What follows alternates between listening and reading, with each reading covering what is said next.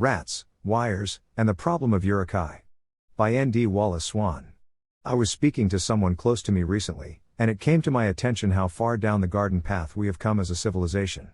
I don't mean in any positive sense, but in terms of an airliner cresting at full altitude suddenly losing power. For a moment in time we float, seemingly against gravity, but we know this is a lie or illusion. The rats whose chewing of wires doomed us, suddenly appear from under our seats and say we have been emancipated from the power of the airliner, and now we can exhibit our human right to float against oppressive gravity.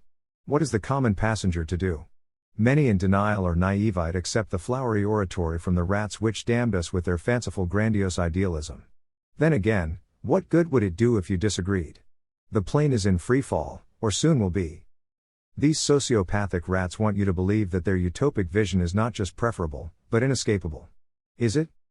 The issue we must come to grips with is the level of our own responsibility for this predicament.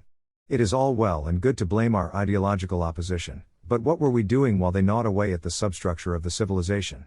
Perhaps you or others were trying to raise the alarm, maybe you could hear the noises in the walls and let others know. But did many listen?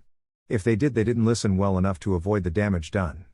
Perhaps we were not persuasive enough as well, likely true. But what was to be expected of us? Just average men in the world making our way through life like any normal person in any normal generation, totally inexperienced in the ways of the deep lore of power and politique. Many of us just wanted to watch sports ball or play video games. For better or worse we have become illumined to the problem, and so we bear this cross. But the people, the normies, won't hear it.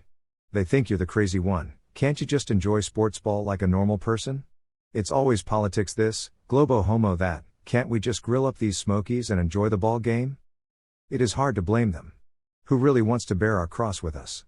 Who wouldn't rather just watch the ball game and forget about it all and embrace smokies, nacho cheese draped over tortilla chips, all washed back with an ice-cold brand name TM beer?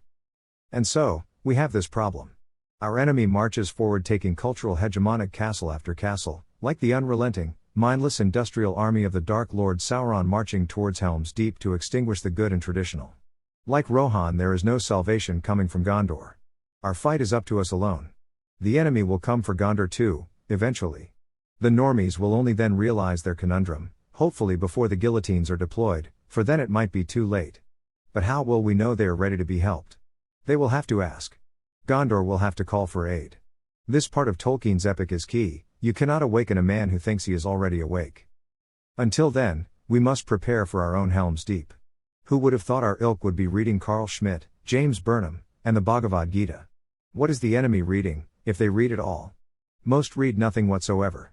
The ones who do, read garbage, pick a flavor Marxist philosophy or postmodern puffery. Either category can offer you limited deep truths, but for the most part are vast tomes of falsifiable rhetoric which dunce and midwit alike fall for like dominoes lined up towards ruin. They are Uruk-Hai trampling along in resentment-fueled lockstep.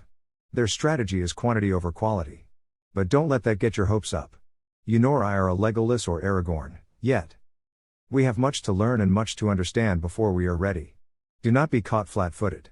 Don't assume things will get better, I assure you that they will get much worse. Read more. Organize more.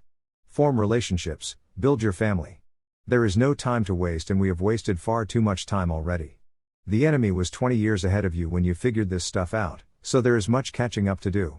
This is not merely for your personal benefit, but it is your moral duty and obligation to both your ancestors and descendants. To quote Tolkien from his books, when Frodo laments that it befalls him to make the journey to Mount Doom, to bear the burden of hard times, Gandalf replies, "So do all who live to see such times." But that is not for them to decide. All we have to decide is what to do with the time that is given us.